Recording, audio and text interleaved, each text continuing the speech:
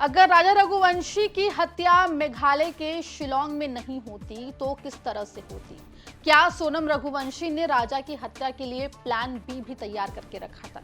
ये सवाल उठ रहे हैं क्योंकि शिलोंग पुलिस को इंदौर में जांच पड़ताल के बाद एक पिस्टल बरामद हुई है, जिसके बाद ये कहा जा रहा है कि सोनम रघुवंशी और राज कुशवाहा ने राजा की हत्या के लिए पिस्टल भी खरीद के रखी थी।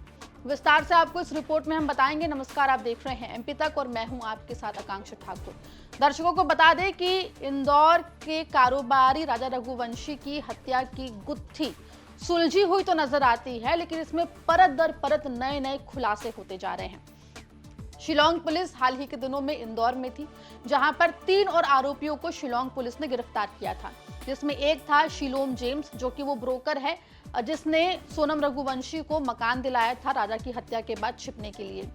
इसके बाद नाम आता है लोकेंद्र तोमर का, जो उस मकान का मालिक है जिसके मकान में सोनम रघुवंशी रुकी हुई थी। इसके अलावा एक और नाम है, वो है चौकीदार का, जो उस बिल्डिंग का चौकीदार है जिस बिल्डिंग में सोनम राजा की हत्या के बाद छिप कर रह रही थी। जो जानकारी मिल रही है उसके मुताबिक सोनम के पास एक ब्लैक कलर का बैग था, जिसमें एक पिस्टल और कुछ कैश, गहने और लैपटॉप था। शिलोम जेम्स ने इस पिस्टल को एक नाले में फेंक दिया था। जब पुलिस के द्वारा शिलोम जेम्स को हिरासत में लिया गया, उसके बाद शिलोम जेम्स ने बंदूक पिस्टल की बात जो है वो कबूली। शिलोंग पुलिस ने जाकर जांच की, पड़ताल की, रिसर्च अभियान जो है वो चलाया, जिसके बाद एक नाले से पिस्टल बरामद की गई है। कुल मिलाकर माना यह जा रहा है कि सोनम रघुवंशी ने राजा रघुवंशी की हत्या के लिए कई सारे एक्शन प्लान्स जो हैं वो करके रखे हुए थे, जिसमें एक था पिस्टल से उसको गोली मार देने का। ये 2 आरोपी पहले से इंदौर से अरेस्टेड किए गए थे। इनका ट्रांजिट रिमांड लिया गया था और जिसमें एक बल्लू अहरवार था जिसको अशोकनगर से गिरफ्तार किया गया था, यहाँ पर ट्रांजिट रिमांड लिया गया था उसका।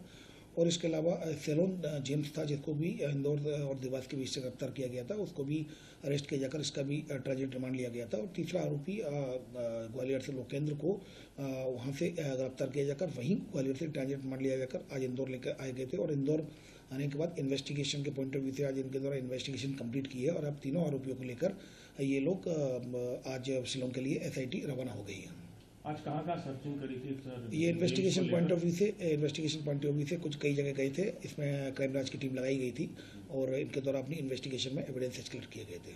आपको बता दें कि सोनम और दूसरे आरोपियों ने पुलिस रिमांड के दौरान ये स्वीकार किया था कि राजा की हत्या के लिए उन्होंने एक वैकल्पिक योजना यानी कि प्लान बी के तहत पिस्टल भी खरीद के रखी थी।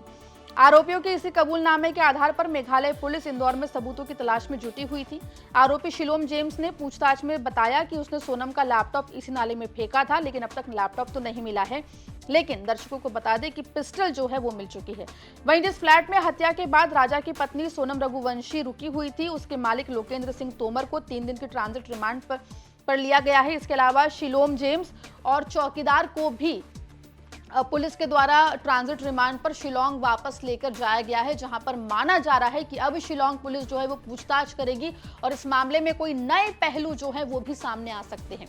लेकिन फिलहाल जहां एक तरफ सोनम रघुवंशी ने राजा की हत्या मेघालय में शिलोंग में ट्रैक के दौरान की थी, अब खबर निकलकर सामने आ रही है कि सोनम ने फुल प्रूफ प्लान बनाया था राजा की हत्या के लिए, जिसमें एक पिस्टल भी पहले से खरीद के रखी थी, ताकि अगर उसका पहला प्लान कामयाब नहीं होता है तो वो राजा की हत्या गोली मारकर कर सके। मामले में जो भी अपडेट होगा एमपी तक आप तक लेकर आएगा। मध्य प्रदेश जुड़ी तमाम खबरों के लिए बने रहिए एमपी तक के साथ।